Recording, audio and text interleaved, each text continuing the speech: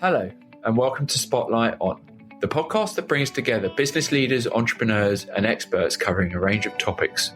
I'm Nicholas Barton, founder and CEO of the Barton Partnership. We're an award-winning executive recruitment and consulting solutions firm providing permanent search and independent consulting services across strategy, sustainability and M&A, data and analytics, and transformation and change. In today's podcast, I'm very excited to be joined by Greg Marsh, founder and CEO at Nous. Formerly a venture capital investor with Index Ventures in London, in 2009, Greg founded pioneering luxury accommodation marketplace onefinestay. He has since taught at Harvard Business School and served on the boards of several organisations, including Amnesty International. So, Greg, you graduated from Cambridge and went straight into GFX, which was the global freight exchange. You were there for 4 years. You then undertook an MBA at Harvard, then went into the VC industry, and then you took the opportunity to start onefinestay in 2009, and then more recently Nous. Love to hear about your journey and really that transition from investor into CEO and founder, given the background that you'd accumulated to that point. Well, it's characterized, I suppose, by vacillation or indecision. I think it started really with a desire to be somewhere worldly that's having an impact on the world, but where you could apply kind of technology. I was a geek as a kid and loved coding and stuff. And so that was what was going on in the background. And I'd had a few stints, a succession of sort of internships at a firm called Apax Partners in the late 90s, which had given me a taste for how the venture capital industry worked. And it was through them that I was originally introduced to the team at GFX. GFX was a marketplace for air freight capacity, Expedia for boxes rather than people, if you will. And it was a very bright team that came out of the London office of McKinsey together in the late 90s.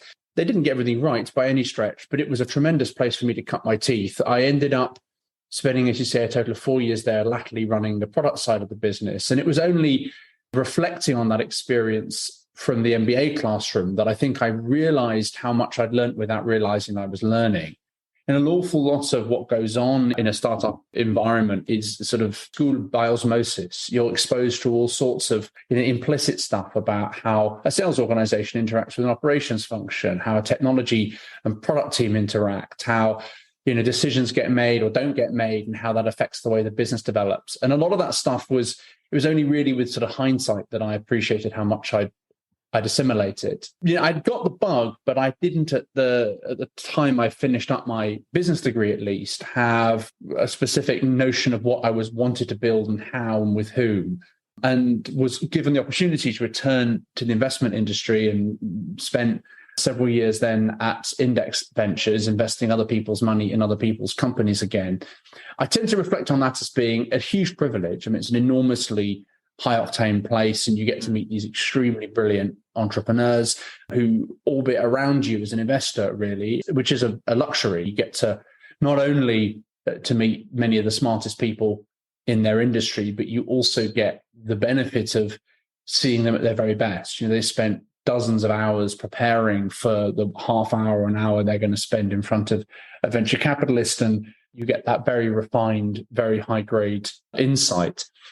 If I was saying I'm wiser, I'd still be doing it. I mean, it's a hugely fun job. You get rich slowly. It's very intellectually varied, and you get a front row seat. The problem is I've got that bug.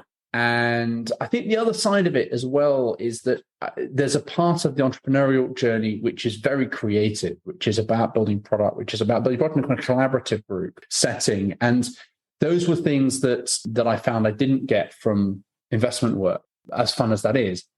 And so, yes, I would spend, quite a bit of time in my latter phase of my work at Index looking for the right team and timing and opportunity to take the leap into my own startup. And those stars lined up almost in 2008 with a different business. Then Lehman collapsed, and then sort of turned the handle again. And early 2009, I had one morning on the way to work, what was a sort of epiphany, really, about why is it these beautiful London houses aren't being made more use of, and reflecting on that, and then the ideas around marketplace design and marketplace development that have been kind of percolating during my investing time at Index.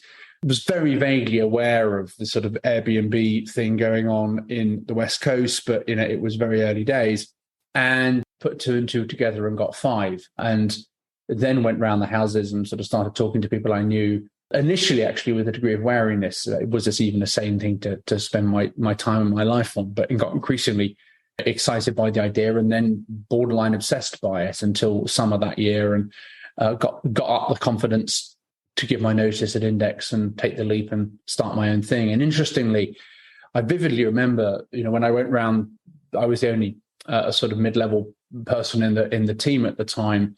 And so I had relationships supporting several of the partners at the firm. And I went around each of them in turn and explained that I was going to be leaving to start my own business, didn't give details at that stage.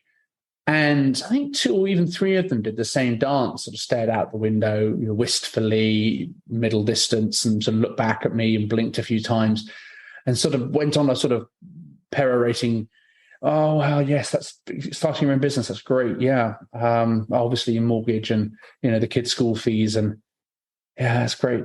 And I sort of wanted to grab them and say, well, if you want to do it that much, then why not just go do it? And it crystallized for me that a lot of investors are frustrated entrepreneurs or people who never quite had that moment in their lives, or perhaps just not quite the audacity, the impatience, and the hubris and stupidity to take the leap into the entrepreneurial deep waters. But come in, the water's great, or at least if it's not, you paddle like crazy to survive. And obviously in 2017, you joined the faculty with Harvard Business School, and you've been teaching. Is it right to say, or am I phrasing it the right way, that you're teaching entrepreneurialism, or you discuss entrepreneurialism? When you give that lecture, what do you touch upon specifically? What insight do you provide then? Yeah, well, I've been doing kind of bits and pieces of teaching over the years. I have I don't know if they call me an associate or an adjunct or something, professor at Imperial. I've been associated with a couple of other business schools. And I was very flattered when one of my former professors at HBS invited me to return to the school with time on my hands after we sold One Fine Stay to Accor Hotels in 2016. I was able to leave much earlier than I dared hope. And I suppose, again, was looking for something similar to what I got from my MBA, which was a chance to reflect upon and sort of distill that experience and have some perspective on it. So I moved over to Boston with my then young child and my wife, and it was an adventure, and we thought of it as such. I didn't really intend to relocate there permanently. I mean, I didn't preclude the possibility that I'd find my vocational calling in academia. But it's a fun place to be, again, a privileged place to be. You get to meet really smart young people, very, very high quality faculty, colleagues who are, Nobel Prize winners and all the rest of it. But no, I taught the first year entrepreneurship program for some of the first year 25 odd class session of case teaching. Case method teaching is its own weird, very challenging, it's very rewarding, but very hard work actually as a faculty member. And did a bit of thinking, actually, which I think is a privilege in its own right. And then, as part of that thinking, you were co-author of the Taylor Review, which looked at modern working practices. Can you share a bit about that process and its mission and its recommendations? Well, this is back to the theme of my still not having figured out what I want to do when I grow up. I suppose you could call it a sort of a discovery process by exhaustion, to try everything once, except, what was it Mae West said, try everything once except folk dancing and incest. I mean, so I took on that government commission. It was commissioned by Theresa May, the then Prime Minister. It was an accident of history that I happened to be at a dinner when someone was sort of casting about for help with this. One Fine Stay had employed directly and indirectly a large number of people, about 700 people in the team when we sold it, a good number of whom were in contract roles or 0 hours roles. And I'd wrestled with that as an employer or as a commissioner of work. And so was really interested to open up the other side of it and look at, from a policy perspective, what can be done and how to do it to make sure that those people are fairly treated by their employers or their quasi-employers. And don't forget the context at the time. We'd seen the emergence of Deliveroo, we'd seen the emergence of TaskRabbit and Uber and all of these gig economy platforms. What was interesting about that work was that very quickly, as we kind of went around the country, Matthew and me and the other panel members met dozens of gig workers, of representatives of trade associations, of academics, of sort of consultants who'd looked at this space and did sort of town hall sessions around different regions of the UK, is that you could very crudely separate a community of gig workers into 2 distinct communities. On the one hand, you had, let's archetypally say, 20-something-year-old student who was looking for a bit of casual income on the side, who greatly appreciated the flexibility and convenience of being able to touch in and touch out of a platform and get a bit of extra work on a Thursday night. On the other hand, you've also got folks who are further advanced in their career journeys and who effectively, sometimes called the precariat, right? We're living under the tremendous load of uncertainty that they didn't have employment stability, predictability of employment context. They didn't enjoy holiday allowances, effectively because all of the hard-won benefits of employment security don't apply at this precarious end of the gig economy. And what is one person's freedom is another person's risk and insecurity. And understanding that, these things are not good or bad, they are complicated. And when you liberalize a market, in this case, sort of the market for casual work, or you deregulate or you allow regulatory innovation or arbitrage, you create an opportunity for some people, but you can also create significant risks. And I think we've seen that in other regulated markets, or the lack of regulation in the crypto space, for instance. Here is a case in point that if you don't regulate a market adequately, you end up with cowboy behavior, you end up with fraud, you end up with people losing their money, losing their shirt, or being exploited. So you've got to find a balance, get that in the right place, that cursor. You have enlightened regulation that facilitates a degree of innovation, but also protects people. Get that cursor in the wrong place. And at the one extreme, you never see innovation in the first place because everything's sclerotic. Put it in the other end of the spectrum and you end up with a Wild West. And so I think that journey of trying to understand that enlightened policy formation depends on finding a balance between those two extremes, but also recognizing that it is the art of the possible. Political will, in the case of the Taylor Review, and the vast majority of our recommendations were embraced by government when we published. But shortly after we published, Theresa May was defenestrated. And so, although I'd love to say that, we had the impact we wanted, the reality is we had some impact, but, you depend upon the political follow through as much as you do reasoned and careful policy work. And I think it was, if anything, an exercise in patience, and it tutored me in just how difficult it is to do really high quality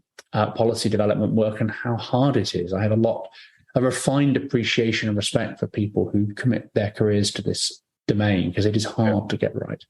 Yeah, I'm sure. And look, post-pandemic now, I guess some of the changes that we're seeing across the marketplace, do you see that there are employers taking greater responsibility for overall welfare when it comes to employees? When you think about your own business now, is it something that's at the forefront when it comes to the employees you're bringing on board? Well, we have it's a very different business model, right? We're a consumer fintech business, I suppose you would say. It's a small team, mostly of product and engineering people. And so, I don't imagine that may change. Of course, we could end up building a 0 hours contract inside sales organization or something, but it's unlikely that Nous will end up in the same category just on account of its industry and the nature of the proposition and challenge we're trying to solve. We'll end up with a large gig economy workforce.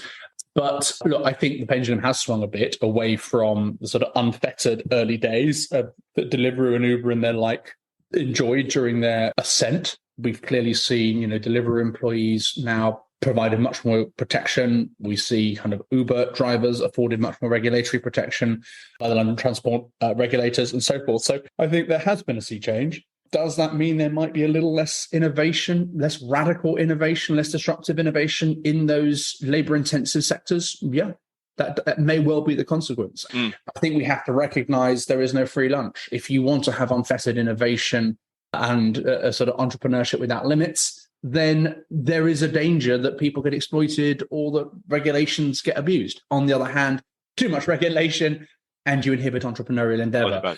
There is no right answer to that. The challenge is to try to draw the right line at the right stage of industry and sector development, I think. So in this, you hear, I hope, that I am nothing if not a pragmatist. Good. Let's talk about Nous now, because I'm excited to hear about this new mission that you're on now. Having founded and obviously exited very successfully once, you didn't put your feet up, as you said. You've now started another business. Where did this come from, and what's inspired you to get this business off the ground? If I was saner and wiser, I'd still be plural, right? I'd be doing a bit of teaching and doing a bit of investing and doing a couple of board meetings a week. And that's a perfectly comfortable life, and it can be quite fulfilling. The issue is I'm too impatient, and I enjoy the building too much. If I reflected, and I did, I introspected a lot, sort of looking back on my One Fine Stay journey and previous experiences I'd had where I really felt fully alive and fully challenged by the work that I was doing. And the two things that they consistently had in common, I'll take it, actually make it three. The first was that I was working with a group of really, really able, smart, talented people who I felt challenged me, but also complimented me. That sense of working in and with a team was very important to me. And it's one of the reasons why, having had the option to return to investment, I eventually decided I didn't want to go back into that world. Investing as a venture capital partner or whatever it may be is a relatively lonely job, actually. I mean, it's not that it can't be fulfilling, but if you want to work with a team, most of the work you do as a senior investment professional, you do largely on your own, supported by associates. The second thing that was important to me was to create something out of nothing and build something and have a role in that. And I don't know if it's not even about legacy. It's more about the sense of intrinsic enjoyment I have creating things or being part of a creative endeavor. The third is I wanted to have social impact. And this, I think, is perhaps really important in understanding what Nous is and why we've constructed it or conceived it in the way we have. I think there are lots of ways of making money, and some of the most efficient ways of making money make money precisely because they take advantage of or exploit some obvious opportunity, right? Either it's exploiting a natural resource, or it's exploiting data, or it's exploiting, in the case of some of the business models we've alluded to earlier, it can be even exploiting labor. How much more rewarding would it be to create a business which, if it succeeds, results in positive social externalities?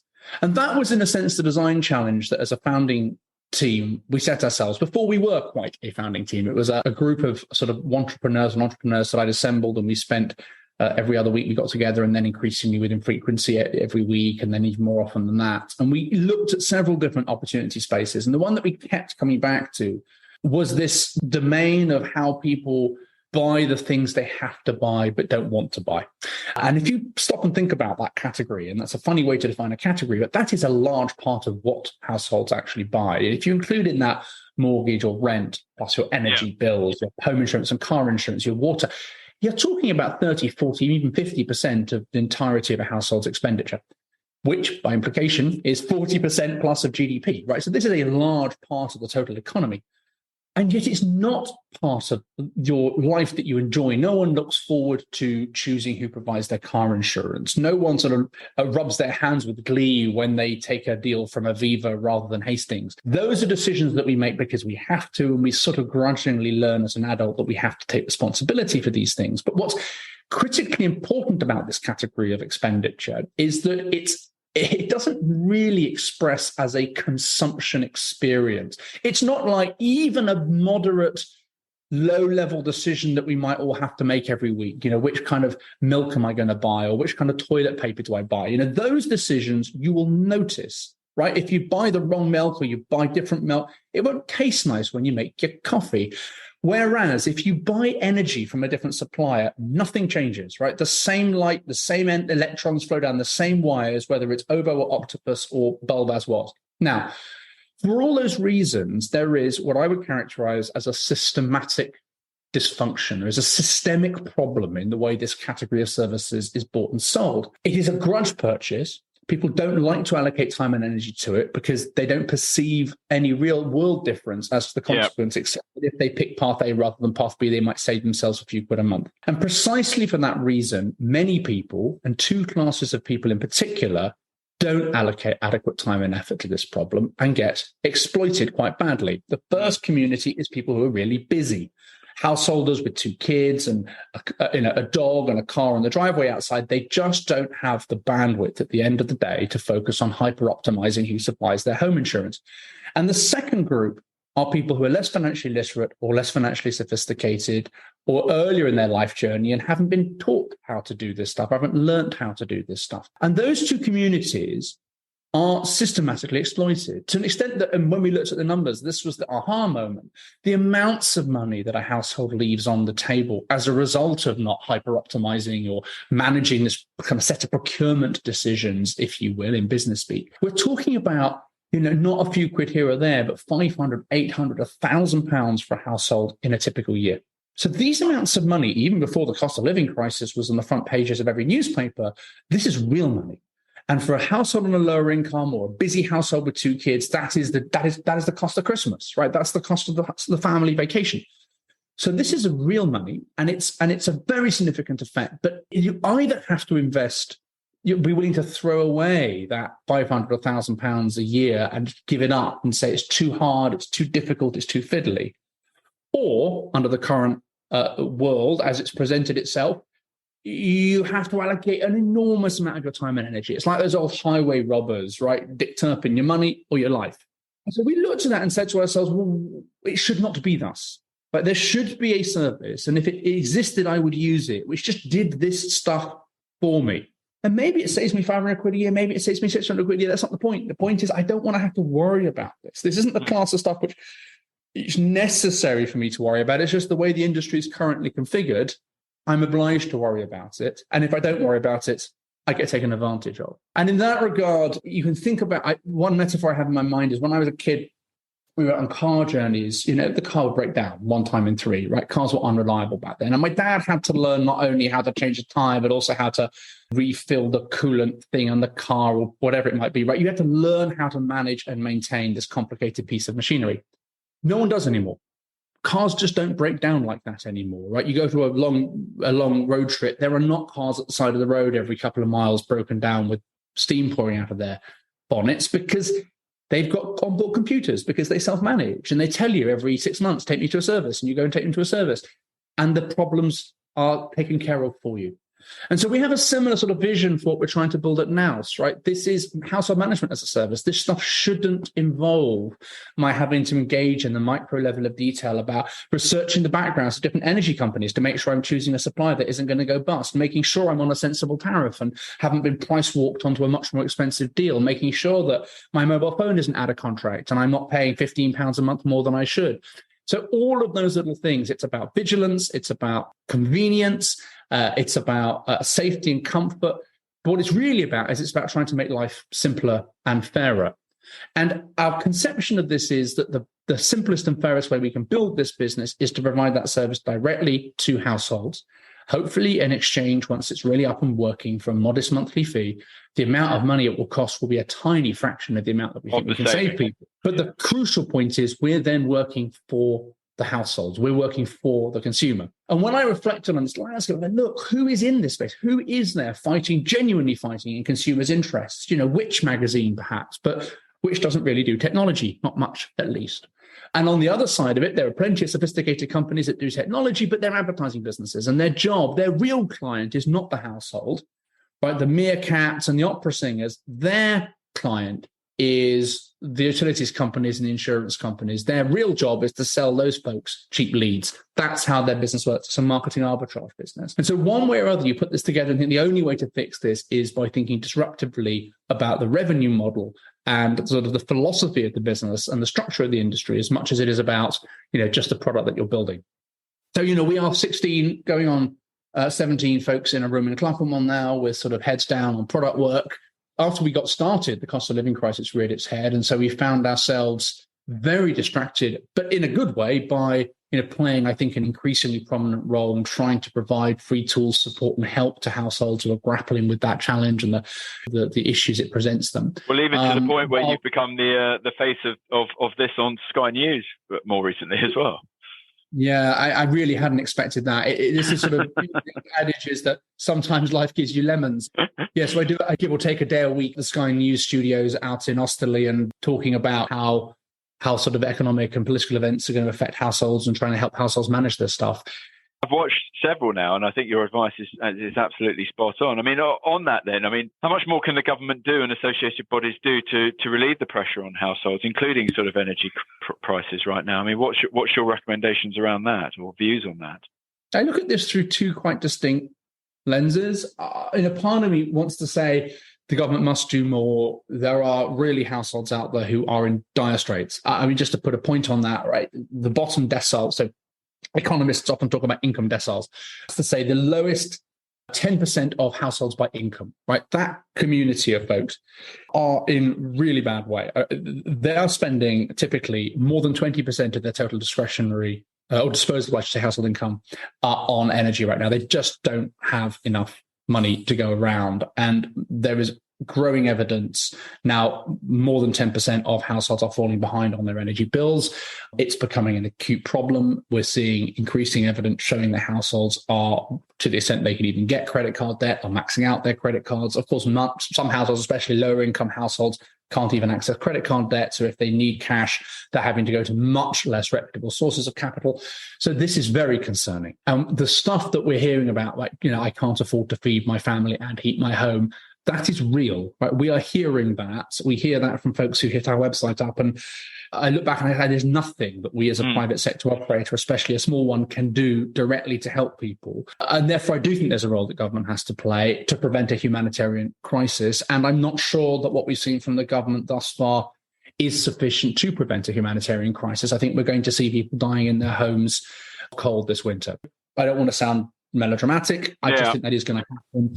And that's awful, right? In the 21st century, in a developed country, that just shouldn't happen. But it probably will. Yeah. And when it starts to happen, it will be news, and we should all be a bit ashamed about that. Having said that, on the other side, the other lens I look at this through is that I do think there's a little bit of a danger. And again, you can hear the pragmatist in me speaking here, a danger in a way that we become, and maybe COVID trained this into us a bit, that we become sort of too reflexively dependent on government intervention. Government can solve some problems, and there's a class of problem which, strictly speaking, really only government should solve. I would far rather, for instance, that it was governmental intervention that prevented people freezing in their home than charities that were filling the gaps. But that doesn't mean that all iniquities and challenges and problems and all crises or issues in life should be resolved by government intervention. And actually, I think there's a critical role that the private sector can play, and also a role that individuals can play here. Now, can we support individuals and households to help play that role more effectively? I think we can. I think there are relatively little steps that people can take which can help anticipate some of the challenges to come. We put this little free calculator up earlier this year, which shows you sort of what's going to happen to your living costs over the next 12 months. You connect to open banking service, and we sort of give you an instant view of, your cost of living rise. In and of itself, that's just information. But actually, armed with that, I think it is easier for a household then to say, right, what steps might I need to take? What evasive action might I need to take? Where should I ramp back my spending? What holidays can I cancel? Where can I defer expenditure so that I can make ends meet, not only now, but in April when energy price rises again and so forth, or my mortgage costs go up? So I think there's a role for the private sector here. I think there's a role for households here. And clearly there's also a role for government here. I don't take a view that this is sort of someone else's problem. And that was one of the things that our survey, and we do a longitudinal study of households. And one of the things that turned up and consistently turns up is that for a long time, people recognized the cost of living crisis, but they continued to believe that it was someone else's problem before it was their own. And that is now starting to change. I think people are waking up to the reality, no matter what your income level, unless you're really high up there in the 1%, this is going to hit you hard. And yes, you do have to make accommodation for it. So, Greg, how can employers really support their staff through the spiraling cost of the living crisis we're currently in right now? It's a really tough challenge employers are facing because they're caught between two stools. On the one hand, the cost of living has risen, and it probably for most families somewhere between 10 and 15% over the last 12 months. Some people feel that much more acutely, particularly those on lower incomes who are spending a higher proportion of their disposable salary on things like food and fuel and energy. Those on slightly higher incomes feel this less acutely, and they often have a bigger savings buffer. But particularly employers with lower income earning staff, I think, are really feeling this because they don't have lassitude from their investors. They can't afford to increase salaries by 10% to match those expectations. So one of the conversations we've had actually at the initiation of employers is, look, can Nous help? And the answer is we think we can. We've also been talking to suppliers of energy. We've had meetings with some of the big energy companies. We've been talking to insurance companies, broadband providers. And the consistent picture is actually, if we can deliver to those suppliers guarantees or reassurances about people's ability to pay their bills on time, they in turn can pass on significant cost savings. And we can therefore deliver that through an HR conversation to employees of companies where people are in stable employment. So And there's a really interesting win-win here where employers get to pass on real savings to their teams, which ultimately doesn't come out of their shareholders' pocket. Employees, in turn, get significant savings. And we're talking about £500, £600, £700 for a typical UK household here. So it's real money, equivalent to what would otherwise be in grossed up salary terms, pay increase perhaps of as much as 2.5%, 3%. So equivalent pay increase 3% actually costs the employer nothing. Employee gets £700 of savings, and the suppliers of these services get new customers who are in stable employment and who they value more, and they don't have to worry about credit risk. So everyone wins, and clearly Nous can play a role there in the middle. So those sort of conversations are going really well, and we're sort of cautiously optimistic actually about being able to play a really timely role helping out with a problem that's increasingly urgent for HR teams, but of course it's urgent for HR teams because it's urgent for UK households to solve and fix this problem, in the first part of 2023. Last question. What does the future hold for Nous? I mean, your growth aspirations for the business, and what will success look like for you with all of this? I said earlier, we want to help make people's lives simpler and fairer, and that sounds fluffy, but we don't think it is. We think it's really practical. We released a bunch of free tools. We released a social tariff tool, which we kind of co-promoted with the Sun newspaper and a couple of other newspapers, that helps people who are on universal credit identify that they could qualify for a social tariff from their broadband providers, saving a typical household £200 a year. We released a free refix calculator to help mortgage holders on fixed rate deals assess whether they might be better off paying an early repayment charge in return for a lower fixed rate deal before interest rates rise. We do a lot of other sort of, free pro bono stuff because we think that's good for the world. Of course, we're trying to build a business as well. And we think that if we can deliver enough value, we'll be able to capture some small proportion of the value that we create. You could say that we're a bit naive about that. I'd say we're optimistic and we're idealistic about that, but we weren't born yesterday. And so look, we're well capitalized. We're well on the way to building kind of version 1 of our managed product. We had, probably the better part of 100,000 people now take advantage of the sort of free tools and services that we provided, and we're happy to continue to provide those. And success means that we scale up. We do that not for 100,000 households, but for 10 million households, and then all the rest of them, not only in the UK, but I was about to say, is there an international ambition with this as well? Absolutely. I mean, a very similar set of challenges affects households all around the world. I wouldn't underestimate or understate the size of the market opportunity in the UK. We're talking about saving 30 million UK households £1,000 a year each. That's an incalculably, it's an almost unimaginably, I'll say, large market opportunity. It's not an easy problem to fix, but we think it is solvable. And we think that there is a moment when you can bring, not only because the cost of living crisis is on the front pages and is on everyone's lips, but also because we think there's a moment when you can bring a suite of technologies. I mentioned open banking, but there's many other alongside that to bear to help people do this in a way that doesn't take them as much time and effort as it might have done 10 years ago. So we think technology can help. Technology is neither good nor bad. It's just a tool. But we think in this case, applied in the right way, it can make a huge difference to people's lives. And provided we do this with sort of, the right ethics, the right wit and wisdom, we hope to play a part in that. And so that's our ambition. That's our aspiration. Well, listen, that's a hell of a way to end. And just for everyone's reference, the website, www.nous.co, is that right? Nous for your house. Yeah, I get those French people saying, "Oh, Nous." Like, no. Nous.co. Well, look, Greg, thank you for your time today. It's been great talking to you. Fantastic journey. I mean, as an entrepreneur myself, actually, I've taken a lot away from this conversation, but I appreciate your insights today and look forward to seeing this continued success of the business over the next few years. Nick, it's been a real pleasure. Thanks so much for taking time for this, and happy to be part of this.